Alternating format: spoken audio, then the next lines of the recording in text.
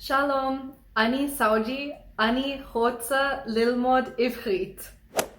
Hi guys, welcome back to my channel. My name's Souji, and last week I started learning Hebrew. Today I'm going to talk about why I'm learning Hebrew as my next language and what I learned during my first full week of studying. As usual, today I'm drinking the Raspberry Rose Oolong tea by Tea Head, and if you like my channel, please subscribe and be sure to like this video. So let's jump right in.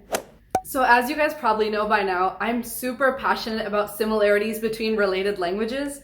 And so every language I've learned so far has been something that's similar to one that I already know. So German is similar to English, French is similar to Spanish, and even with Hindi, it's in a different language family from Telugu, but they both have Sanskrit root words, so there were lots of similarities between the two languages while I was learning Hindi. I was planning on learning Dutch next, but as you guys saw in this video, I could already understand a lot of it just from my German knowledge. So I wanted to shake things up and try learning a new language that's very different from anything else I've ever learned. The language I was considering was Japanese because I have a lot of friends who are learning Japanese, so I thought it would be nice to have a community to learn with. But then I thought if I'm going to venture outside my comfort zone of Indo-European languages, I wanted to start with something a little bit easier. Then one of my Jewish friends, Yiddish, casually said, "You should learn Hebrew." And I thought, hey, why not?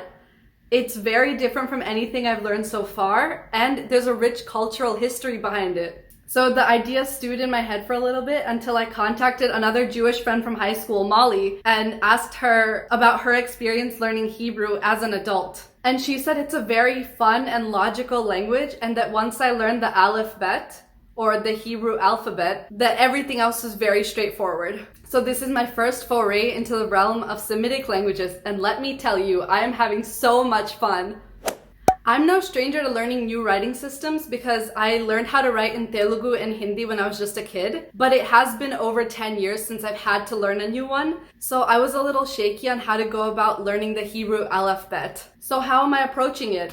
I'm currently using 3 resources in tandem.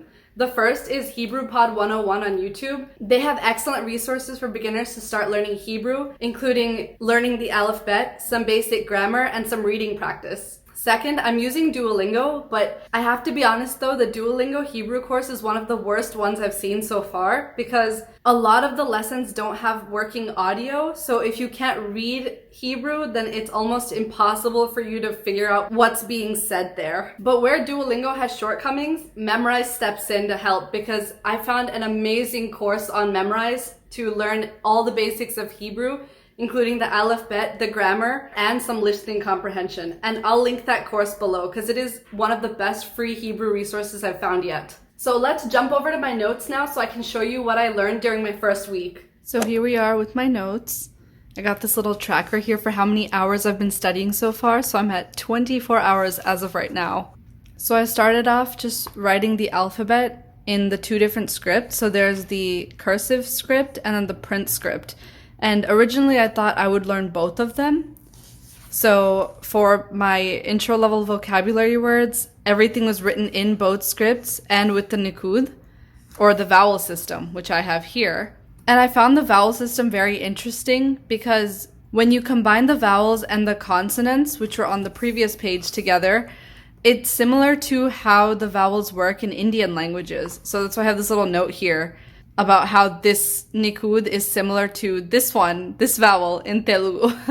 So then I wrote down some more beginner words and phrases, and you can see I was still using the cursive and the print script. And then later on I decided that I would only use the cursive script. I would read with the print script and then write in the cursive script to practice reading one and writing in the other. I kept changing my mind between the two and then eventually decided that I would only write in the print script because I don't foresee myself ever using the cursive script to write in Hebrew. I want to focus more on speaking it, so I started writing all my notes in the print script so that I can just practice reading it and then focus on speaking.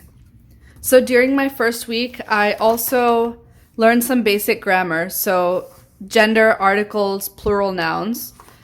I learned basic verb conjugations for the present tense, and then adjective agreement. So I think these are and pronouns. I think these are the basic things that you need in order to start learning a language in terms of grammar. And I will put these in my Hebrew resources post, which I'll link below. So once I got the building blocks of Hebrew, meaning the alphabet, basic words and phrases, and basic grammar, I started looking at some situational vocabulary. So asking how are you, introducing myself, showing appreciation, showing possession, etc. While writing down some more vocabulary words that I came across. This is where my first week of Hebrew ended, so I did a 15-hour check-in and wrote a simple text about myself, that I'm an engineer, that I'm studying Hebrew, and that I can speak German and Hindi.